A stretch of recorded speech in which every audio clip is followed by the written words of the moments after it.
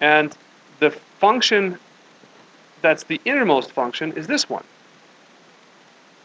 All right. So again, trig functions have lots of layers to them sometimes, and that's why we got to use the chain rule. So we have 3 layers here in this function. We have the outside function right here. Then we have the next inner function, is x squared minus 2 all squared. And then the third sort of inside function is this. So this one is going to be chain rule, do the outside, multiply it by the derivative of the inside, or the next one, and then do that all over again, multiply the derivative of the innermost one. Okay? All right, so let's give it a go here. So f prime of x for this particular function, and I'll kind of get rid of these brackets here now, so I can do this one step at a time. So the outside function is that one. And so what's the derivative of cos? Thank you. Negative sine. Now when we do chain rule, we always leave the inside alone for the first step. So we just change one thing at a time. Got it? We sure do not. No, this is to be chain rule. Okay? No, this is not product rule. Okay, so watch. This is not cos times this. Right? Right? It's all one function. So this cos needs sort of a subject here, right? Like the cos needs something to go with it. You can't have cos just by itself. Just like you can't have sine by itself. Yeah.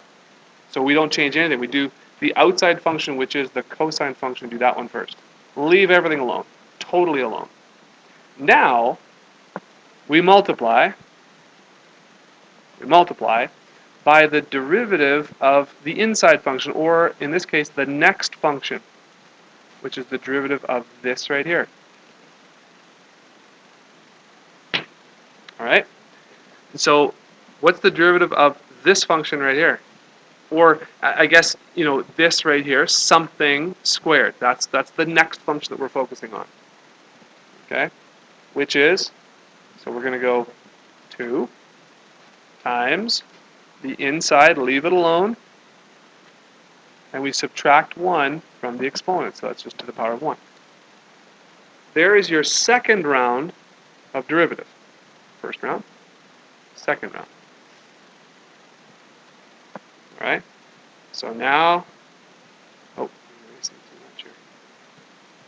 Okay? So now we look at the third section here, and this is just like the regular chain rule that you guys have been doing. You know that we have to multiply by 1 more, and that's the derivative of the innermost here. So what's the derivative of that inside function is? Just plain old 2x. Very good. So there's our third round of derivative. Okay, chain rule. Multiply, multiply, multiply. Okay, now this is without simplification. That's differentiating without simplifying. So if that's what I asked you to do, then you just leave it just like that. But this is pretty easy to simplify, really. Quite easy. What we can do is we just go, hey, 2 times 2x is going to be 4, times negative is going to be negative 4x. So we've got this right here. We've got negative 4x, right? And then this here is not part of the sine. It's not inside the sine, so that can go next.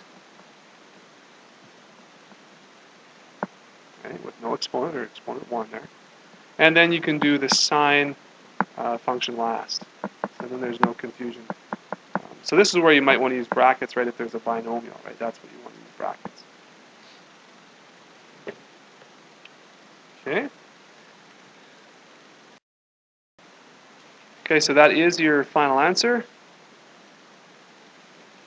The final simplified answer. So I'll give you your questions to do here now, I guess, so you can